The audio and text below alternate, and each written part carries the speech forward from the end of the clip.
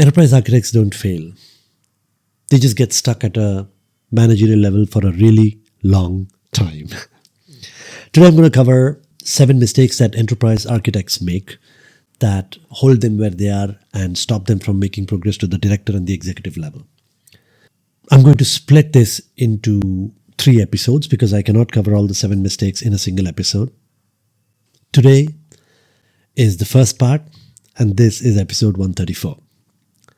But before we go to the first mistake, I would like to remind you that if you're enjoying the videos that I'm publishing here on Enterprise Architecture Radio, then please let YouTube know, like, share and subscribe, and comment.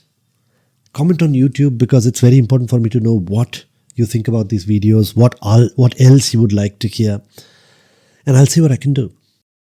All right, mistake number 1, the technical trap. I remember the time when I was a programmer, and the first time I realized that I have to focus on other things to grow, and I uninstalled Visual Studio from my desktop computer. It was a sad day. A sad day because I used to love programming. I absolutely loved it. And there's a certain amount of pride that we associate with the technical work that we do. It's not just programming. Like I remember I used to brag about my programming skills. And today I think that it's just menial labor. And don't get me wrong, I mean, it's not dumb stuff, right? Programmers are really smart people who have to apply a lot of brain to come up with the software programs that they write. They have to think about modularity. They have to think about scalability, observability, all of those things. But ultimately, you're just doing something that somebody's told you, and you're just building stuff at the ground level, right? And that's why I call it menial labor. And it's not just about programming, right? Every field, every technical field, the first thing that you do in your career is really menial labor. And I know people who are really smart people, who are my friends now, who have, I've seen them brag about things like, I helped build this data center. I ripped open the floor panels and, detached cables and stuff like that. But if you don't let the technical pride, the pride of technical work go, it's difficult for you to get to the next level. And the reason is, you've stayed, so you're a programmer or a technical person, and then you become a technical lead or a technical architect, and then you become an enterprise architect. And all you talk about is tools, is, design patterns, integration, diagrams, things like that. And why not? You are technically very good, and the people that you work with, the people that you've been working with for the last whatever number of years, you've all been talking about these things. But when you are an enterprise architect and you stay an enterprise architect for a long enough period of time, you'll come to realize that now you have stakeholders who are not really interested in what you're talking about. The reason is,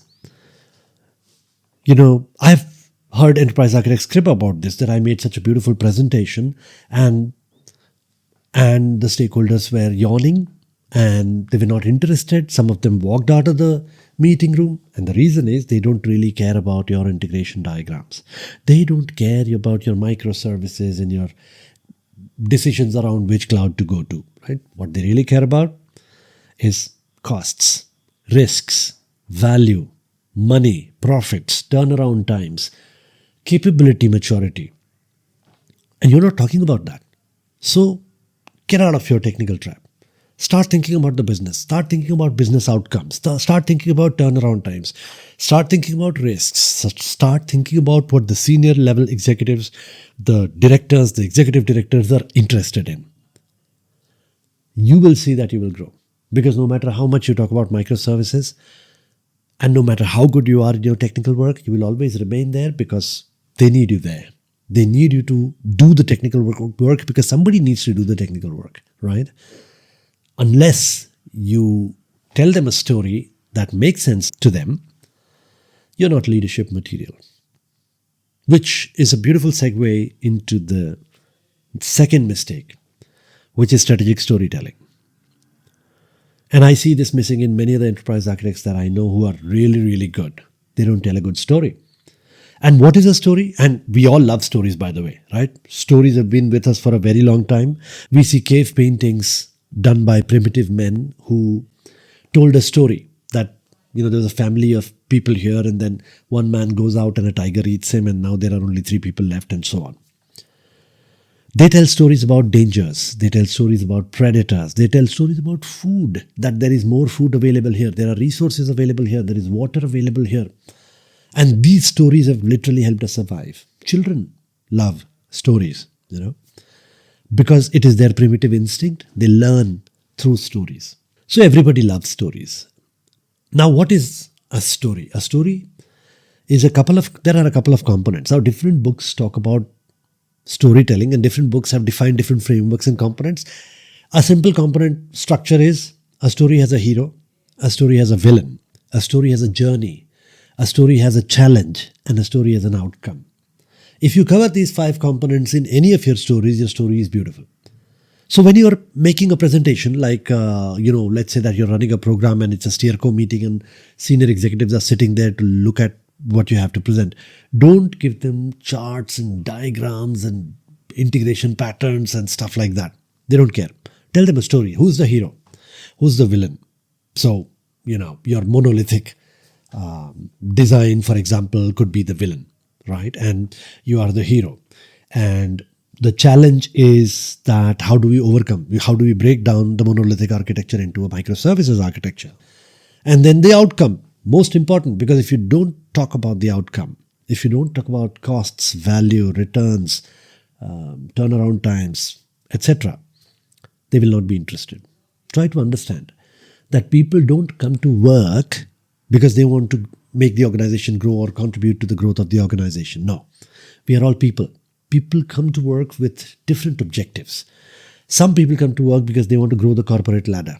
There are people who don't want to grow the corporate ladder. They just want the money so that they can travel. There are other people who are passionate about what they do. They just enjoy coming to work and doing what they do. Hackers, for example, or ethical hackers, or information security professionals, or programmers, or they're just passionate people, and I've seen so many of them who would do all this work for free if they're allowed to, and they're just happy that they're getting paid. So try to understand the objective of why your stakeholders are coming to work, who they are as people, and weave it into your story. What is it that they're interested in? Why are they here to listen to your story? Understand that, weave it into your story, and you will be seen as leadership material. That's all for today. I will cover mistake number 3, 4, and 5 in the next episode.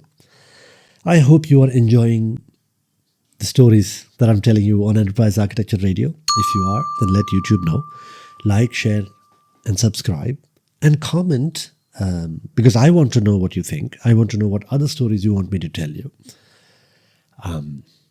Once again, Enterprise Architecture Radio is not just a podcast. It is a collaboration platform. I'm trying to get together a group of intellectuals who enjoy talking about these things, who have fun in having these discussions, who learn from each other, guide each other, but most importantly, have a ton of fun.